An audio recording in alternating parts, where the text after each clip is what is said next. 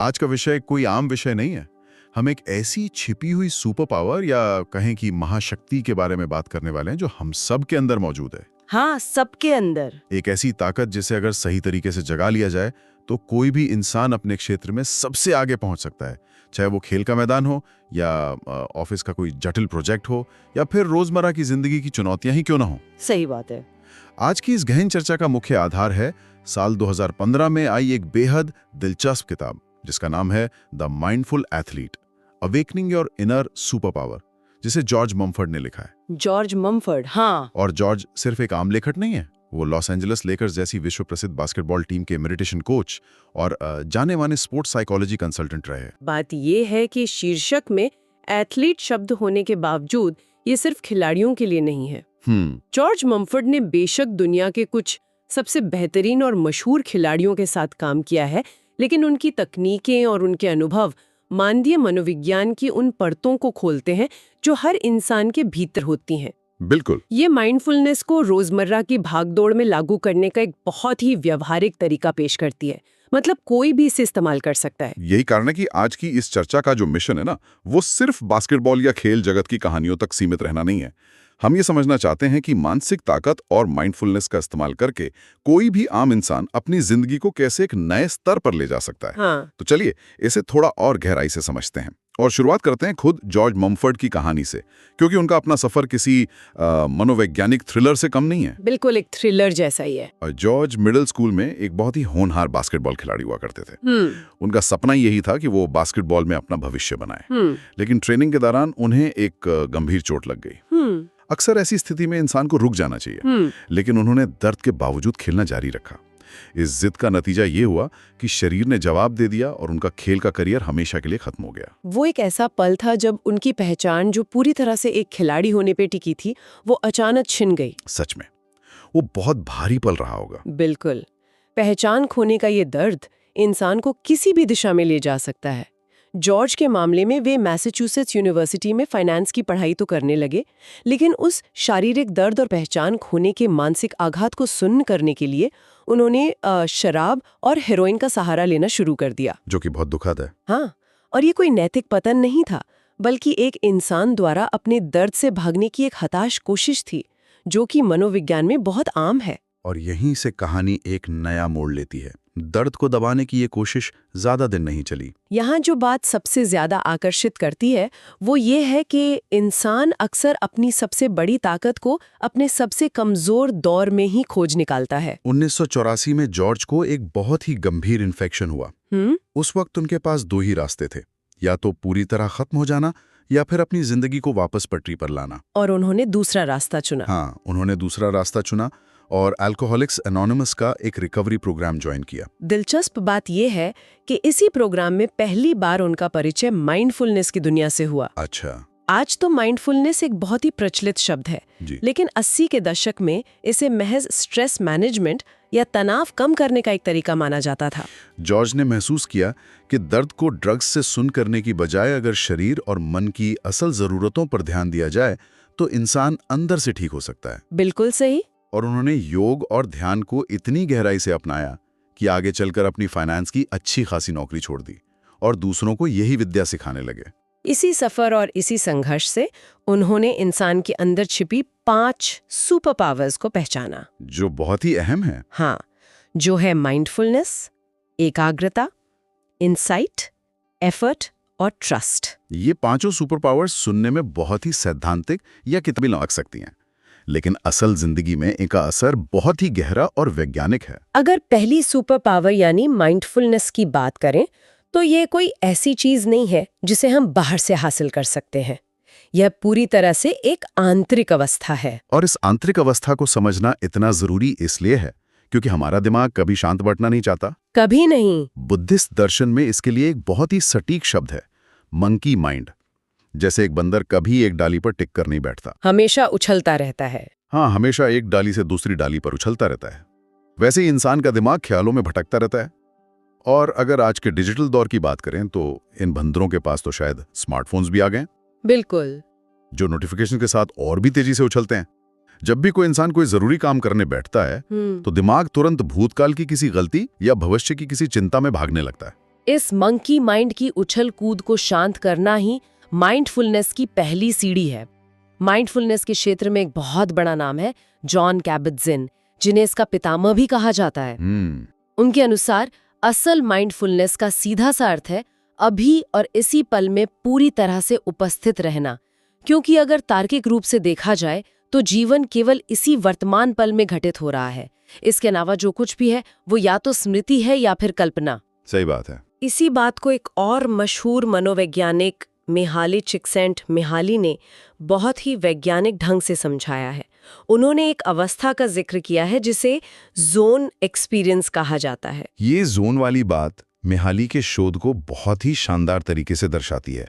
ये एक ऐसी मानसिक अवस्था है जहां इंसान का जो कौशल है और उसके सामने जो चुनौती है वो दोनों बिल्कुल बराबर स्तर पर होते हैं, एकदम संतुलन में, एकदम तराजू के दोनों पड़ों की तरह। जब चुनौती और कौशल का ये संतुलन बनता है तब इंसान अपने सर्वश्रेष्ठ रूप में काम करता है, समय का पता ही नहीं चलता। और इस जोन में पहुंचने का जो तरीका जॉर्ज ने अपनी किताब में बताया है वो कुछ नया करने के बारे में नहीं है, बल्कि एक कदम पीछे हटने के बारे में है। पीछे हटने के बारे में? हाँ, इसे वॉचर या दर्शक बनना कहा गया है। मतलब जब दिमाग ख्यालों के समंदर में गोते लगा रहा हो या किसी चिंता में डूब रहा हो तो उन ख्यालों के साथ बहने की बजाय किनारे पर खड़े होकर उन्हें सिर्फ देखना है। विचारों से लड़ना नहीं है, बस उन्हें आते जाते देखना है। विचारों का ये इंचार्ज बनना ही दूसरी सुपर पावर के दरवाजे खोलता है, जो है एकाग्रता। एकाग्रता का सीधा संबंध हमारी सांसों के विज्ञान से है। किताब में इसका एक बहुत ही जबरदस्त और वास्तविक उदाहरण दिया गया है। 2013 की नेशनल बास्केटबॉल चैंपियनशिप के दौरान जब खेल अपने सबसे तनावपूर्ण पल में था, तब महान खिलाड़ी लेब्रॉन जेम्स को स्टेडियम के बीचों बीच आंखें बंद करके ध्यान लगाते हुए देखा गया था। बहुत ही मशहूर घटना है वो। चारों तरफ हजारों लोगों का शोर और मैच हारने का दबाव, लेकिन वो इंसान अपनी ही दुनिया में शांत बैठा था। इतने शोर शराबे और दबाव के बीच कोई अपनी एकाग्रता कैसे बनाए रख सकता है? लेब्रॉन जेम्स उस वक्त कोई जादू नहीं कर रहे थे, बल्कि विज्ञान की भाषा में इसे अवेयरनेस ऑफ ब्रेथ यानी AOB कहा जाता है। असल में हमारी श्वास प्रणाली हमारे ऑटोनॉमस नर्वस सिस्टम का एक तरह से रिमोट कंट्रोल है। और इस रिमोट कंट्रोल में दो बहुत ही महत्वपूर्ण बटन होते हैं। पहला है सिंपैथेटिक सिस्टम, आप तेज और उथली हो जाती हैं। बिल्कुल सही। और यहीं पर लेब्रॉन जेम्स जैसे एलीट परफॉर्मर्स दूसरे बटन का इस्तेमाल करते हैं, जो है पैरासिम्पैथेटिक सिस्टम। अच्छा। जब एक इंसान जानबूझकर और सचेत होकर अपनी सांसों को धीमा और गहरा करता है तो शरीर में एसिटिलकोलिन नाम का एक न्यूरोट्रांसमीटर रिलीज होता है। एसिटिलकोलिन? हाँ, ये केमिकल सीधे दिल की धड़कन को शांत करता है और दिमाग को ये संकेत देता है कि सब कुछ सुरक्षित है। तो इन सब का आखिर मतलब क्या है? मतलब ये है कि सांस लेना भले ही एक ऑटोमेटिक या बिना सोचे समझे होने वाली क्रिया है, लेकिन अगर सचेत होकर इस पर ध्यान दिया जाए तो शरीर के पूरे सिस्टम को हैक किया जा सकता है। बिल्कुल हैक किया जा सकता है। जैसे किसी स्कैनर से शरीर के एक एक हिस्से को स्कैन किया जा रहा हो, वैसे ही जब ये ध्यान दिया जाता है कि हवा कैसे अंदर जा रही है और बाहर आ रही है, तो एक साथ 10 चीजों पर भागता हुआ दिमाग सिर्फ एक जगह टिक जाता है। और यही शांत एकाग्रता इंसान को उस जोन में धकेल देती है। जब ये एकाग्रता सज जाती है और दिमाग शांत हो जाता है, तब तीसरी सुपर पावर सामने आती है, इनसाइट, यानी अपनी ही भावनाओं और मन की गहराइयों को समझना। इनसाइट। हम अक्सर देखते हैं कि दुनिया में टैलेंट की कोई कमी नहीं है, लेकिन बहुत कम लोग ही शिखर तक पहुंच पाते हैं। ऐसा इसलिए होता है क्योंकि लोग ये समझ ही नहीं पाते कि उनके भीतर का इमोशनल ब्लूप्रिंट उन पर कैसा असर डाल रहा है। ये इमोशनल ब्लूप्रिंट असल में उन सभी डरों, असुरक्षाओं, पुरानी गलतियों और मान्यताओं का एक नक्शा है जो हर इंसान के अचेतन मन में दर्ज होता है। एकदम सही। जब तक कोई इंसान इस ब्लूप्रिंट को और अपने ट्रिगर्स को नहीं समझता, वो बार बार एक ही तरह की गलतियां दोहराता रहता है।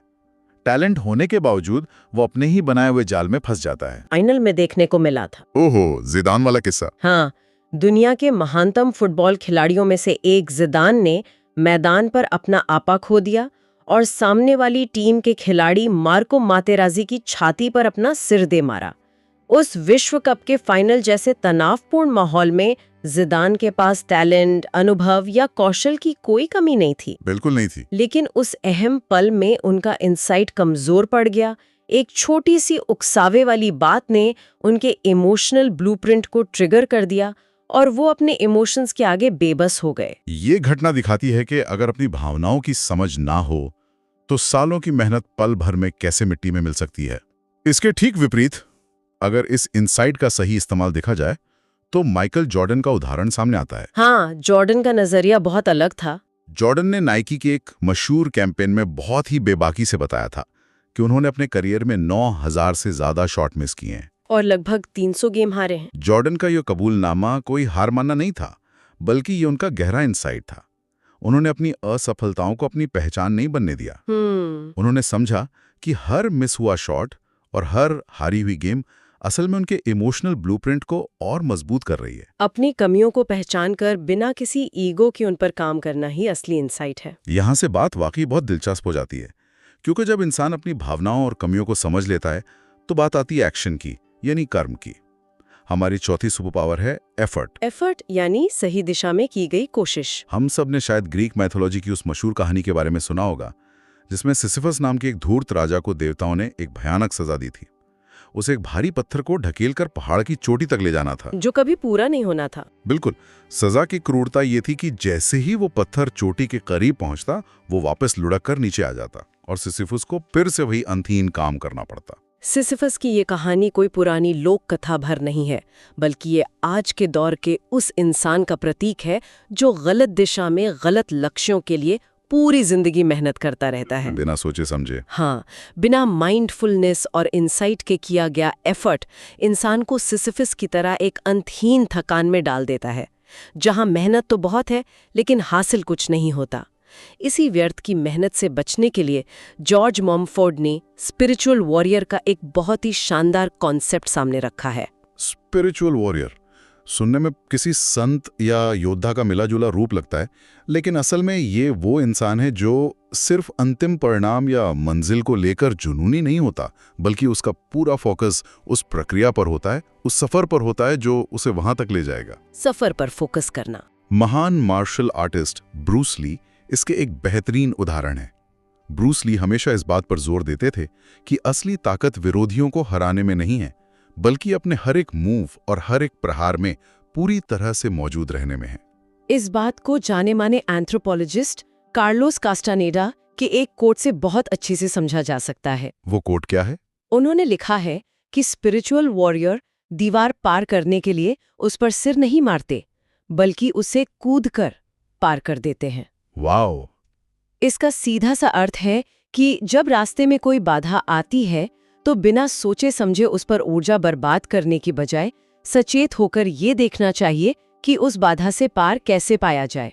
इस कूदकर पार करने का एक जीता जागता उदाहरण स्नोबोर्डिंग चैंपियन शॉन वाइट का है। 2010 के विंटर ओलंपिक में जब उन्होंने गोल्ड मेडल जीता था, तो स्नोबोर्डिंग जैसे खतरनाक और हाई रिस्क गेम में जहां एक छोटी सी चूक जानलेवा हो सकती है, उन्होंने अपनी रणनीति का खुलासा किया था।